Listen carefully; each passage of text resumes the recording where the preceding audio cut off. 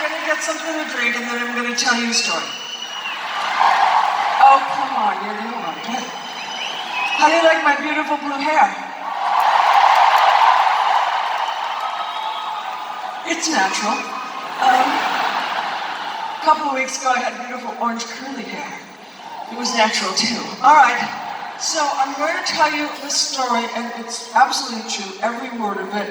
And it's about the reason it took me 2 days to turn 40. So, and that's by Cher. Okay, so it was the night of May 19th and I was at my favorite club in New York, Heartbreak, and I was with my best friend Polly. And, oh yeah. Do you hear that, Paul? Anyway, and we were sitting in these red leather banquettes. I don't know if you have them, but they're kind of roundish, and then there's a table in the center, and then they have high backs, and we weren't sitting in the regular place. We were kind of perched up on the backs, kind of like hookers, you know. And my dress was up to here, and my shirt was down to here, and all I kept thinking was, oh my God, you're 40 and you're still so hot.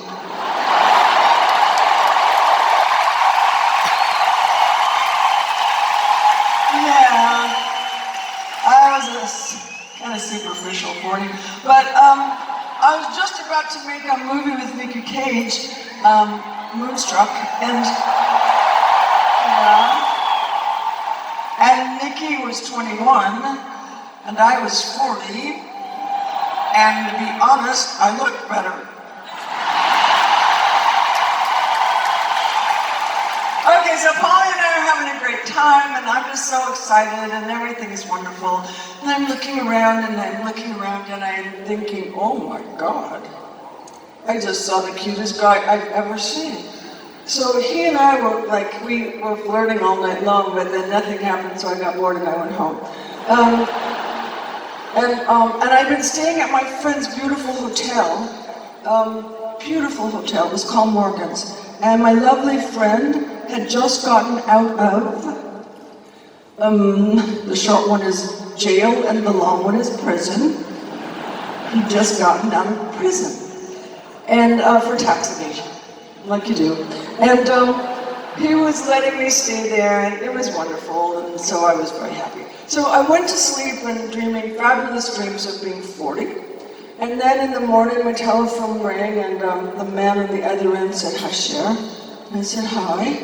And he said, "It's George Miller." And I said, "Oh, hi, George." And he said, George Miller was the director of Witches of Eastwick, but no applause. Absolutely no. Absolutely no. So he was the director of Witches of Eastwick and he called to say, "I just wanted to tell you, Cher, that I don't want you to be in my movie, and Jack and I, Nicholson, we don't think you're sexy and we think you're too old." And it was like, "Good morning, 40. And it was terrible. It was terrible for a number of reasons, but nobody wants to hear that shit on your birthday when you're 40. But secondly, it was the job I thought, this will start my movie career, you know, and I'll be really good in it, and I've got the girls and Jack, and this will be fabulous. And then tears were streaming down my cheeks, and I didn't know what to do, but I didn't want to let him know that I was crying. And usually in Hollywood, when people call to insult you, they do it and then they hang up. But he's from Australia, so he kept going. Gotta love it. Anyway, he said, I don't like the way you look, I don't like the way you walk, I don't like the way you talk, I hate your laugh." And as he was going through these things, I finally said, "Okay, look, motherfucker."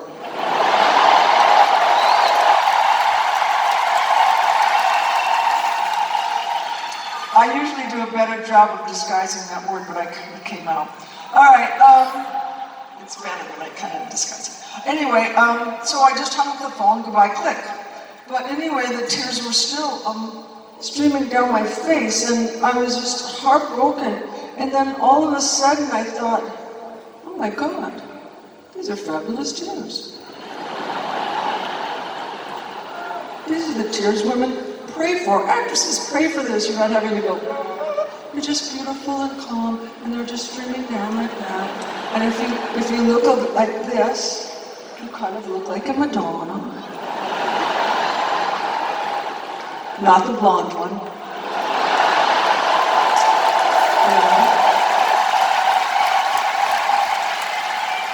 And at that moment, my kids came in, and with the bellboy and the big birthday cake, and they were singing, you know, happy birthday to you, happy birthday to you, happy birthday dear mom, happy birthday to you. And then they looked at me and they went, Mom, you're crying.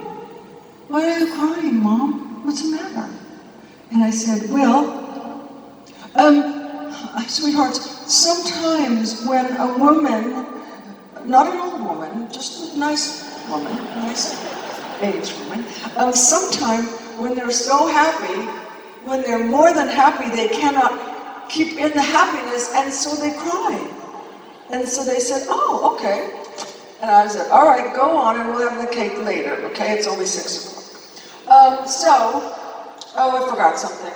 Okay, so here goes. So I was staying at my friend's hotel, right, the one in jail, prison, and I owed him $28,000 and I didn't have it. Like you do. Okay. So, we're going over here, okay? You're gonna have to follow me on this because it's gonna take a big leap of faith because it's gonna sound nuts. But, we have a man in America. He hosts a really great, a popular late night television show, and he's kind of like a nice Graham Norton, you know? I love Graham, he's so funny.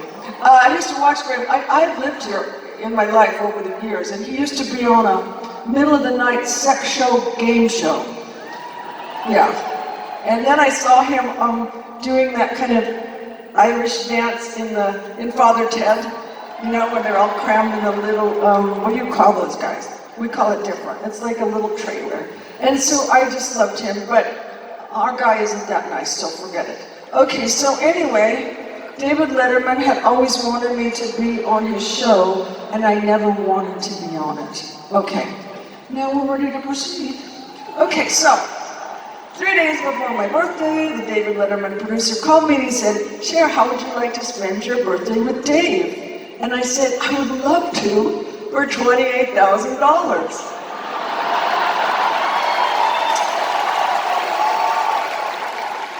And he said, well, we don't do that. And I said, well, neither do I. And then he called back 20 minutes later, he said, oh, okay, we're gonna do it. And I was like, cha-ching.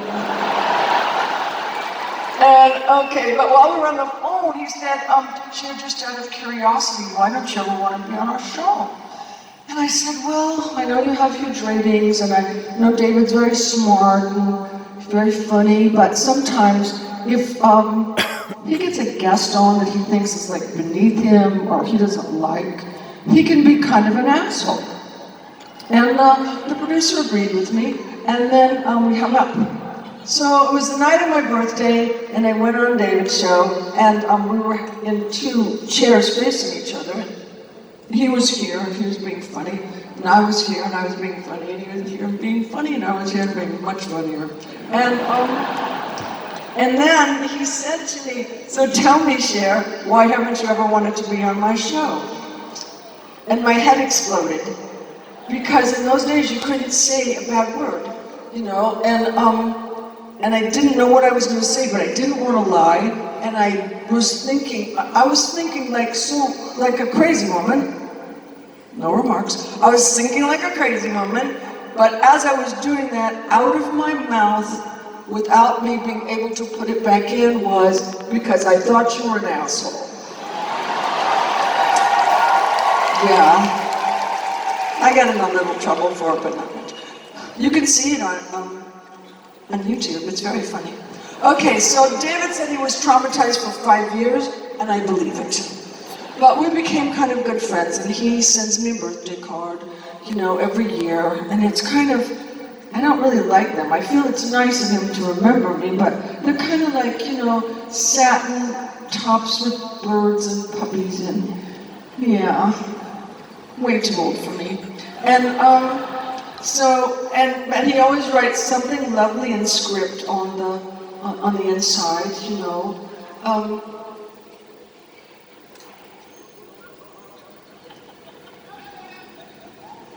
Script is a thing we used to do. I think you call it cursive. I don't know. You know, and it goes like this, and it's curly like that, and you're never gonna need it. Okay. So, but at the bottom of this beautiful cursive bullshit card said, P.S. My mom always liked Sunny better. It was like, so anyway, that was when I was 40, and now I'm not.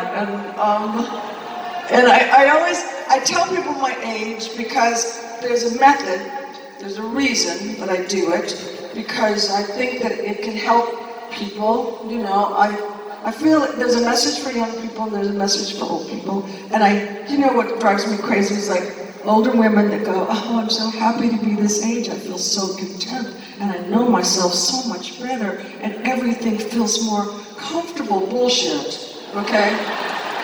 Let's just go right there. 40's better.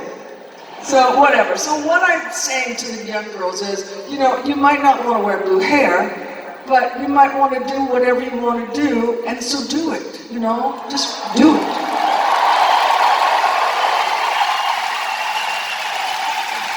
And for you older girls, do it. Do something different. Go on a second anything, you know? Relive yourself, revive yourself, you know? Because it's great.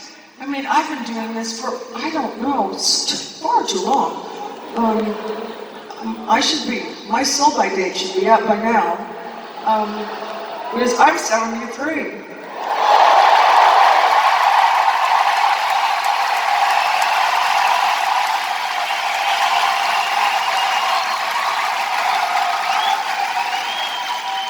I don't know if people clap because I'm still alive, or I can get into my costumes. I don't know. All right, well, before we start this extravaganza, I just have one thing to say, and that is, what is your granny doing tonight?